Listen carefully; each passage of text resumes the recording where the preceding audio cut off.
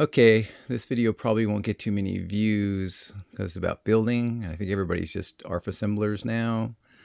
Um, but some people might have some interest. But this is how I used to set up my hard points if I was building a plane or moving hard points on an ARF, which I used to do a lot with the way that they used to set them up. Now they have the hard points pretty much where you want them, which is pretty cool. But I broke the control horn, the fiberglass control horn trusses snapped on this plane. So see, I talk about that too. That and consider it. These new servos. You're talking 1,000-inch ounce or better nowadays and everything. I mean, all this stuff's going to have to change, pretty quick. This whole hardpoint thing. I've been talking about that, all this year. Yeah, and here's a classic example. And there's plenty of guys on the Facebook pages for owners of various plane models that are showing their broken off fiberglass control horns. So I was going to do it real beefy with the fiberglass control horns to where they couldn't break. I was even going to double them up. I was going to do double slots and double them up, different things like that. And then I decided to go old school. But the way that I always set these up, I talked about in a prior video this year, even though I didn't show it, was see that big block of balsa. So I always have a big block of balsa in the middle that goes all the way through the surface, and then aircraft ply on each side. Not light ply. This is aircraft ply. And that way you have a real strong surface for a bolt not to waller out, I mean, you can thin CA your balsa, drill it, tap it for a bolt, but it's not going to be as good as having aircraft ply. That bolt will not be able to waller out the aircraft ply, especially since we have the cone washer on each side. And since it's going all the way through, the bolt is. So what I'm talking about, you guys have probably lost you, the few people that are even interested. DUBRO, baby. They have heavy-duty clevis. They have the 832s, which are absolutely bomb-proof. But if you want to get crazy, you go 1032s. These things will never break. So you got this big 1032 bolt. They give you a couple different sizes. So you can actually use the Allen bolt, the hex head, and have a head, on one side. But I'll typically use the all thread, and I'll drill down to about 1/8 of an inch of popping out the top, of the elevator aileron rudder. And then I'll epoxy that in.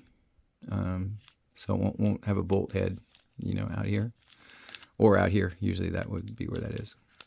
So anyway, instead of having a couple fiberglass trusses, this is a 1032 bolt. I mean, that ain't breaking anytime soon. Next bigger size is a 1/4 inch, quarter 20. So yeah, these bolts are super stout, not going anywhere. And then they have a clevis on them that has some swivel to it. And you can see here's the cone washers that you put on each side of the bolt to make that lock in real solid. So I'm going to give this a go on here. And that's why I went and put a new control horn with aircraft ply, not light ply, aircraft ply.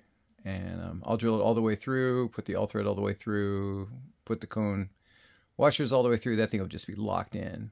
And then I'll put that clevis on the bolt and put my push rod on that, and hopefully be locked in. One of the nice things, when you really get major time serious about this stuff, which I've been slack, the last few times that I've come back, is that you to get your synchronization, especially we're talking about, and really only we're talking about when you have gang servos combined. It wouldn't be ganged. It'd be multiple servos on a surface, like 2 on an aileron, and to make sure that you get a protractor, like I always talk about, to read like exactly 55 degrees left and right, for the control surface to go up whatever you want it to do equally left and right. You need to have a finely adjustable height for the control horn. And that's what this does. If you're slightly off, you just spin the clevis around, half a turn, and then you'll be right on.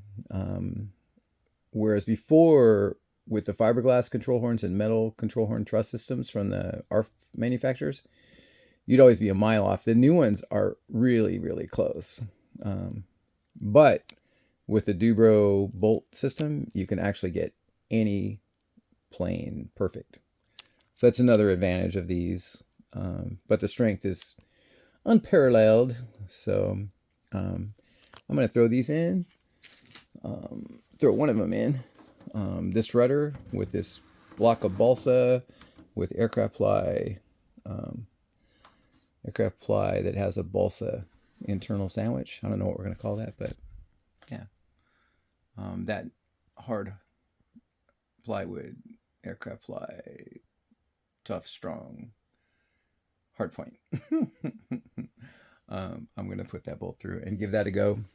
So we see if we can keep that from breaking, so I can get some flights on this plane now that the motor seems to be working good. So I just wanted to show the way that I do those. I've always done them that way, and they've always worked out good. And show the DUBRO bolts. I mean, all you old guys, you guys know all this stuff, seen all this stuff, but I mean, the kids might be shocked. What do you mean?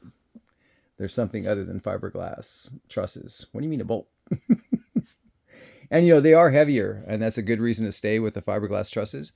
But this plane is so nose heavy that effective weight back here would be good, and even non-effective. I mean, on the other one, I put a pound of lead in the stab tube. So certainly no problem with putting bolts and clevises and hard points with aircraft ply and all that stuff. Ain't gonna hurt this plane. Now, it would be a terrible idea on the model power, which is so tail heavy. So I'm glad it's got fiberglass trusses.